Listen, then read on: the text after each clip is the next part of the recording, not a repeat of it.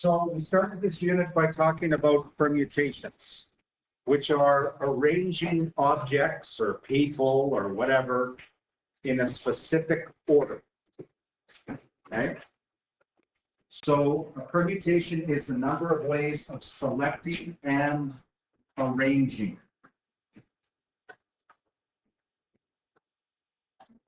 objects.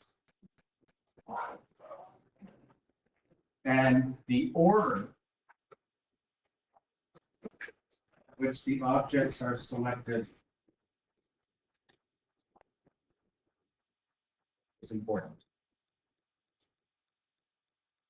Now we're going to talk about combinations. And the big difference between a permutation and a combination, they're both ways of selecting something or selecting objects. But a combination, we select objects without regard to order.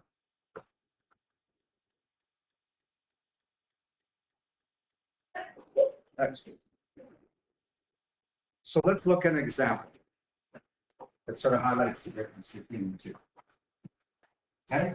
We want to find the number of three-letter words that can be made using the letters A, R, and T.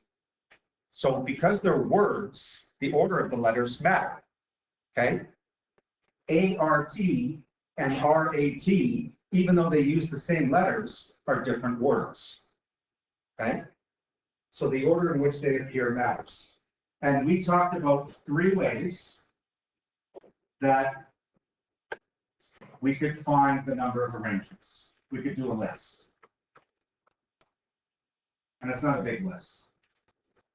Because we could, if the letter begins, the word begins with A, we could do A-R-T,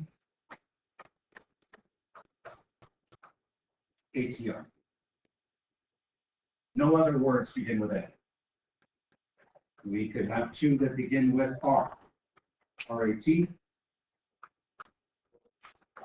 R-T-A.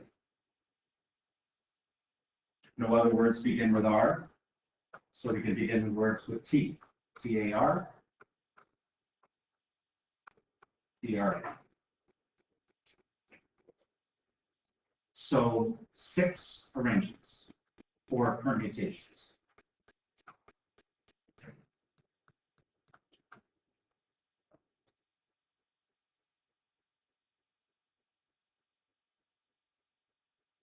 The big method we used was the fundamental counting principle. Remember, that's what FCP stands for.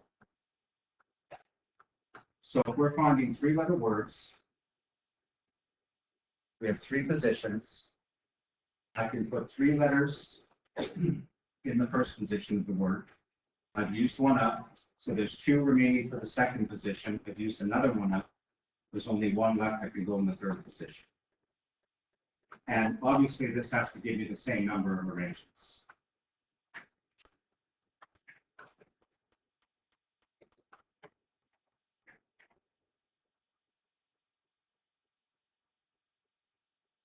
The third method, we didn't use this very much.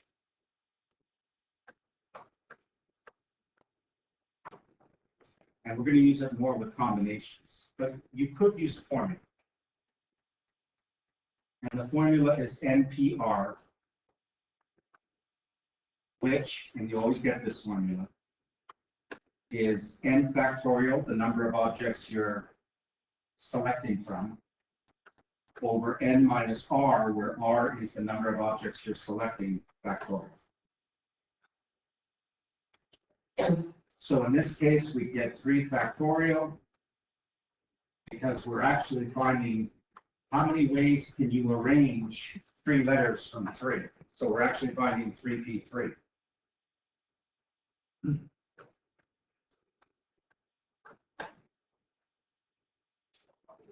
And if you calculate that, you get 6 arrangements again. Obviously, you have to have the same.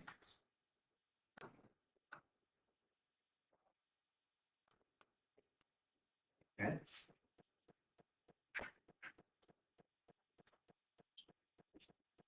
So that's permutations.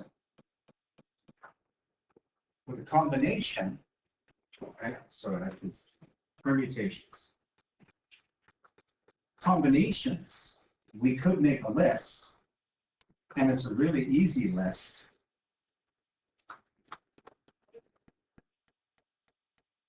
Done. Because the order doesn't matter. So all these other words where the order mattered don't matter in combinations. Because I'm using the same 3 letters every time. So there is only one possible combination.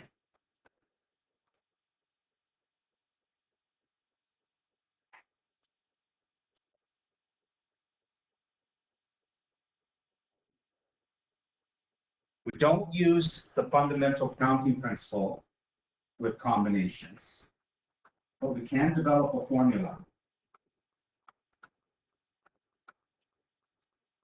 If the order mattered, we knew from the left-hand side we'd have to do this.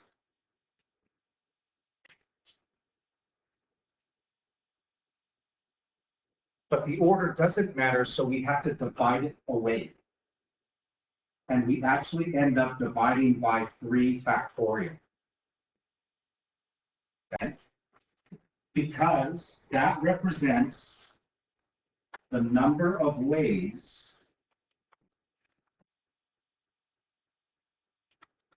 the letters ART can be arranged among themselves.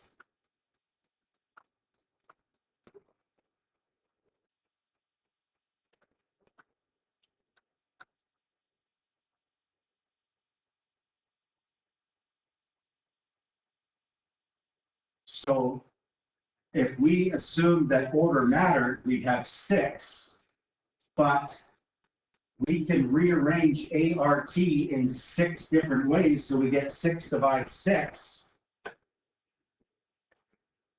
This actually works out to 1.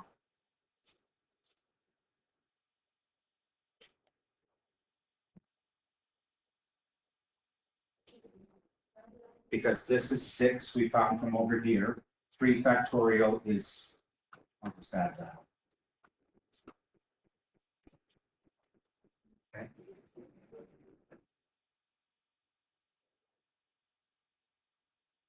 So there is a formula that we use for combinations. And we use the notation NCR, or a lot of times we'll say N choose R. C stands for choose. And it represents the number of combinations of N items we can take R at a time from N distinct items. So N choose R, and if you're in AP Stats, this may look familiar to you, because we actually did combinations in AP Stats. This is the formula, or more specifically, N factorial over N minus R factorial. That's the permutation formula. But then we divide away the order, so we have to multiply by R factorial on the bottom. And that's on the formula sheet. You do not have to remember this one.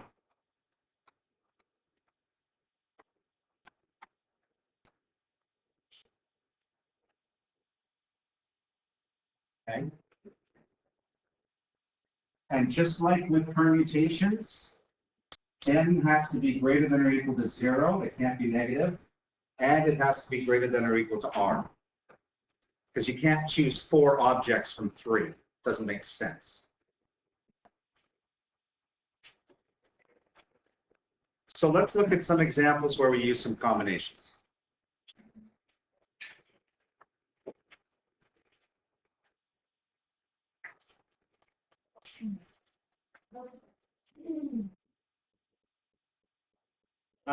We're not going to list all the possibilities.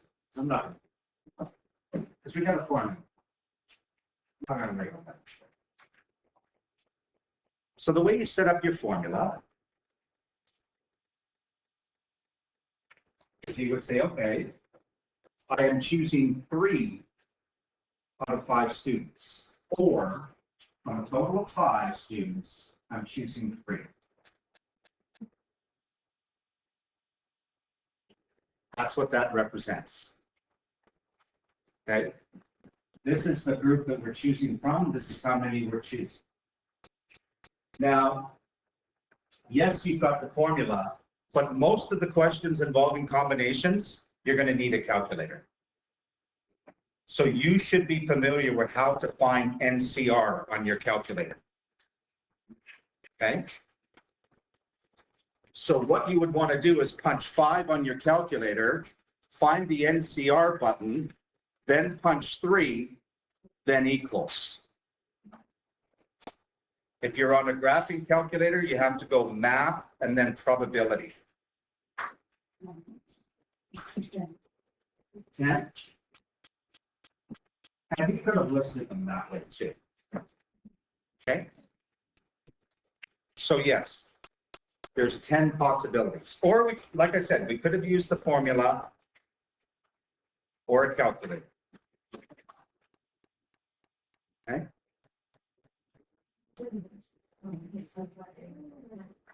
Anybody need a hand?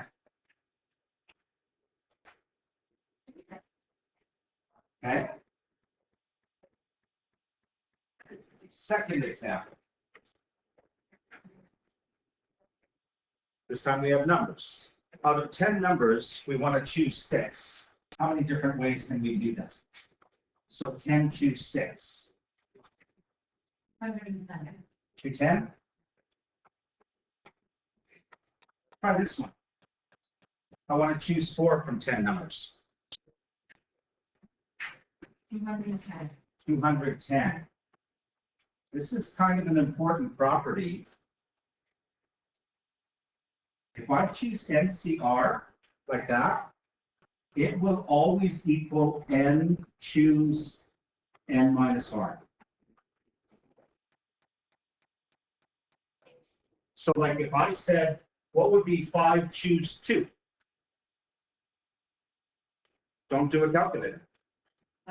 You can tell me 5 choose 3 is 10. 3 plus 2 is 5. So what's 5 choose 2? 10. Right? If they add up to 5, they're each the same. Like notice 6 and 4 out of 10 will be the same. So if I said 9 choose 4, what combination is the same as 9 choose 4? 9 choose 5. Because 4 and 5 is 9. Okay?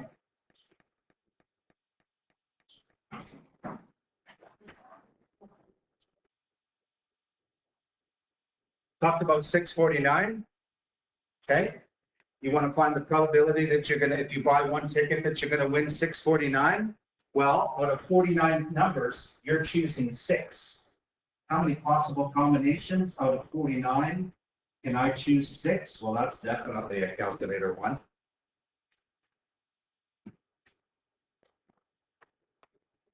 Oh, okay. 13,983,816 possibilities. Okay. So that's high probability of, or sorry, very low probability of getting it right. But as a math teacher, do I buy 649 tickets every Wednesday and Friday or Saturday? Yes, of course. You think I'd know better. But I'm of the law of averages. I've lost about 50 times in a row. I've got to be winning the next time.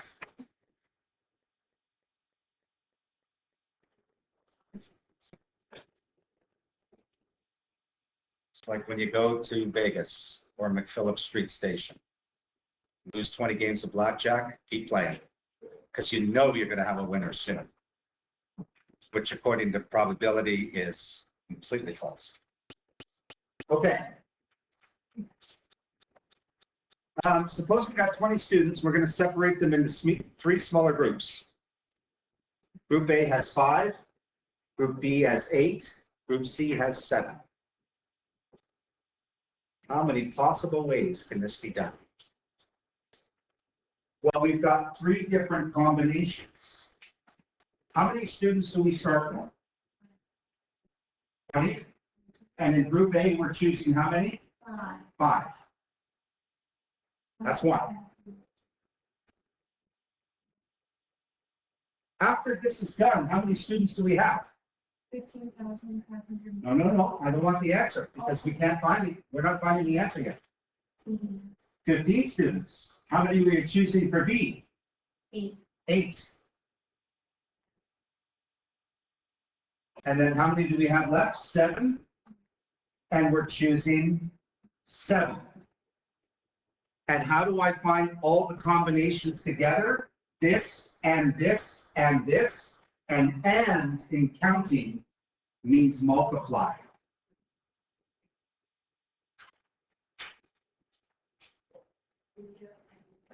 Well, if the numbers are the same, this answer is always 1. Because how many ways can you choose 7 from 7? There's only 1. So this is definitely 1. These ones are definitely going to need to calculate. So you should get 15,504 times 6,435 times 1 gives you almost 100 million ways.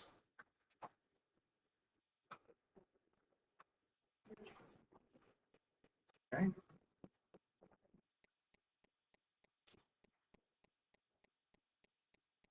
So if you're choosing multiples, you have to find each one and then multiply them together to get the total combinations.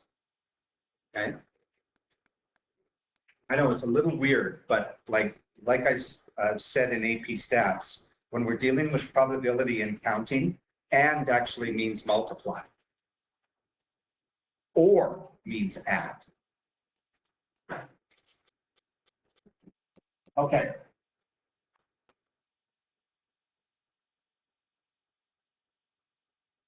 Another example. How many committees of 3 girls and 5 boys can be made from a class of 15 girls and 20 boys? I have to do 2 combinations here, right? And then multiply them together.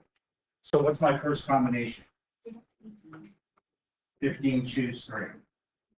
That's the girls. For the boys, 20 choose 5.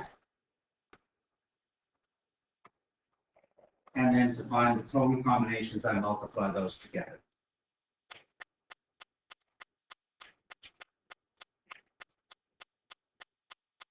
And when you do that,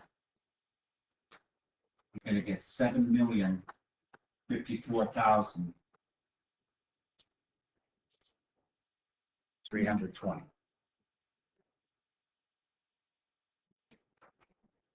Okay, so that's pretty straightforward.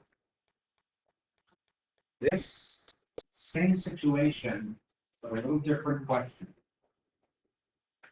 Sally, John, and Adam have to be on the committee.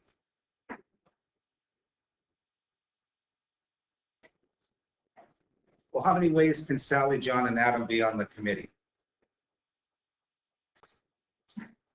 Once. Right? So what I can do, start with Sally, John, and Adam. 3 choose 3. Out of 3 students, so Sally, John, and Adam, how many ways can Sally, John, and Adam be on that committee? 3 choose 3. So this is Sally, John, Adam. Now remember, they are now on the committee. So how many boys, or sorry, how many girls do I have to choose still? 2. Out of how many girls? 15 to begin with.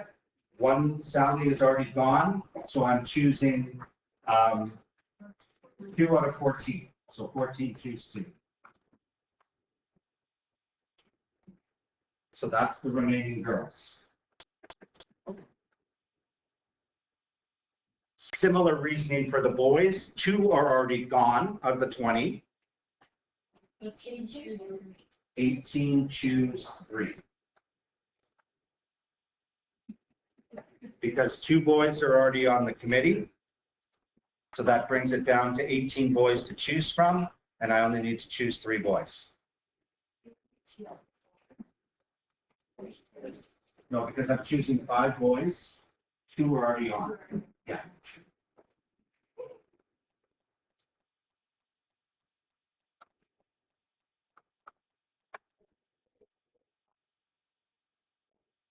And then you would calculate that.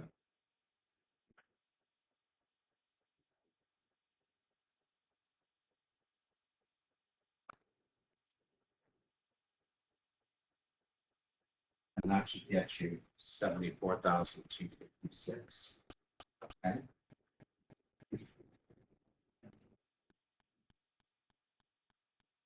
Now, a slightly different question. How many committees of 5 people can be made with at least 3 girls? Okay. Well, there's 3 different situations, right? Where we have 3 girls, where we have 4 girls, because it says at least 3, so I could have 3 or 4, or all 5 could be girls.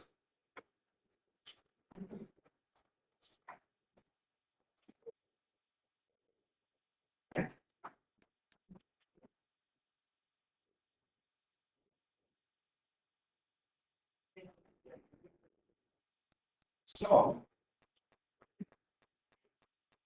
for 3 girls, how many girls do I choose from? 15, and I'm choosing 3. Remember, the committee is made up of 5, so how many boys can go on? 2, right? Because 3 are already girls. So 20 choose 2. And multiply.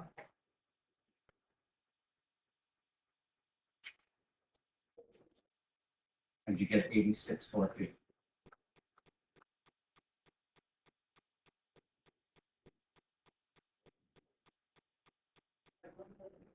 Well, if there's 4 girls, out of 15 girls, I'm choosing 4. Committee is made up of 5.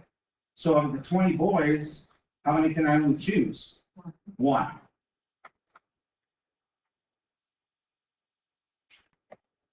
And when you have one that looks like this, where the second number is 1, the answer will always be this. So 20 choose 1 is 20. Okay? 15 choose 1 is 15, etc.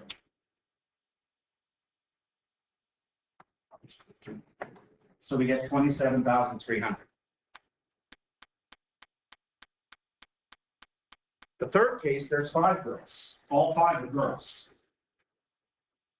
So out of the 15 girls, I'm choosing 5. Out of the 20 boys, I'm choosing none.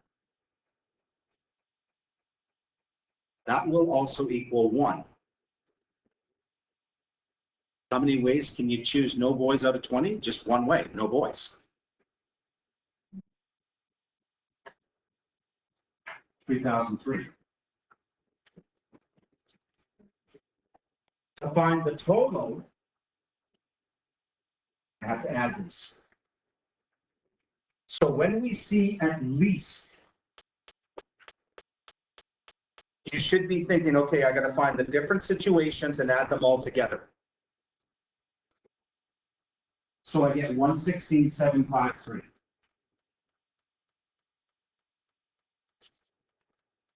So be on the lookout for that when you see the phrase at least.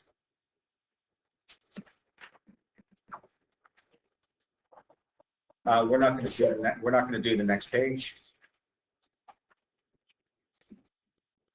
We'll talk about cribbage another time. We already do some algebra on the last page. And I'm going to ask you to remind me later. Okay. Similar to what we did with permutations, we can do combination equations. And we do them much the same way. So we have to use the formula here. So remember the formula from the first page, n choose 2 is n factorial over n minus 2 factorial times 2 factorial. Because it's n factorial over n minus r times r, or factorial times r factorial. Equals 21.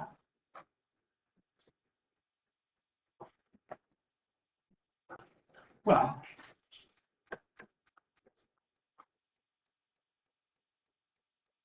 that's just the same as 2. 2 factorial.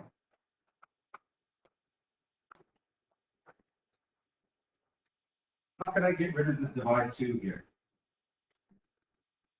Multiply by 2.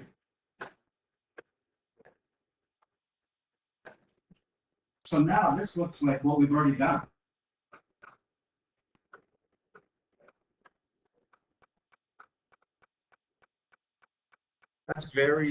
That's like the permutation equation. Do you remember what to do next?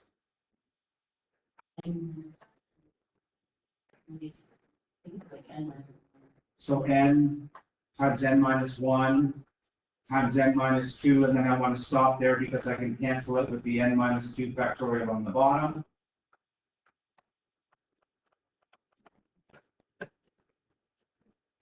And I'm left with n times n minus 1, which is n squared minus n, equals 42. That's quadratic.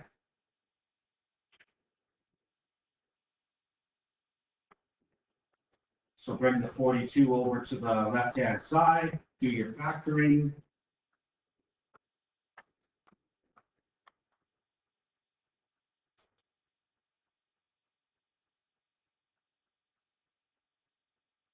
Ready?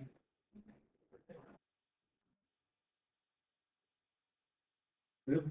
So the answers are 7 and negative 6. But remember, n can never be negative. So we're left with that. Okay.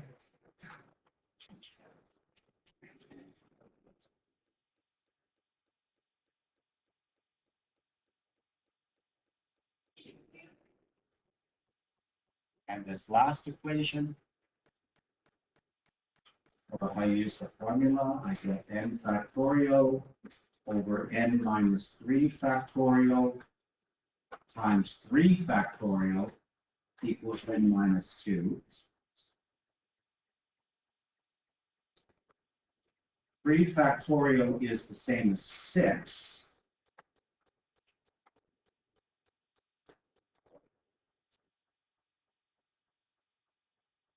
Now this is a little different because I don't have a number on the right, so I'm not going to multiply by 6 yet. What I'm going to do Is I'm going to write this out so I can cancel. So n, I'm going to write it all the way out to n minus 3 so I can cancel it with the bottom.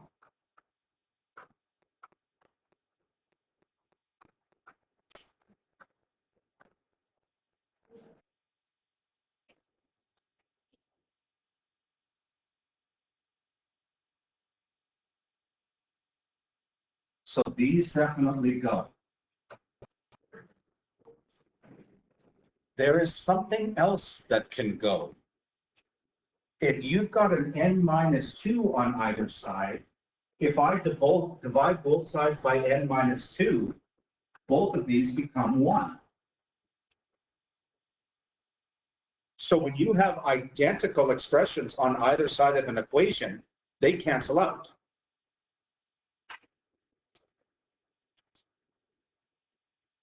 So now I'm left with n squared minus n. I still got this divide 6 on the bottom, but that's easy to get rid of. Now I can multiply both sides by 6.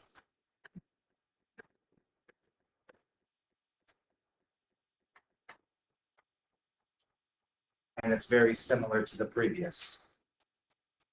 Okay? Bring the 6 over. N minus 3, n plus 2.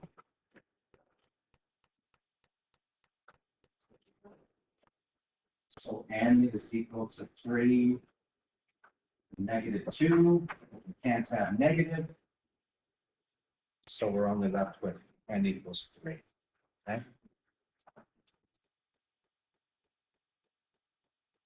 On most provincial exams, there is usually one of these, either P or C, an equation.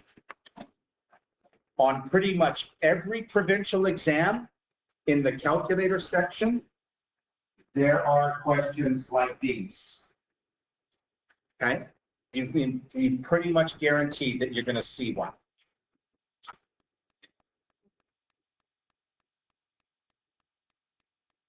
Okay,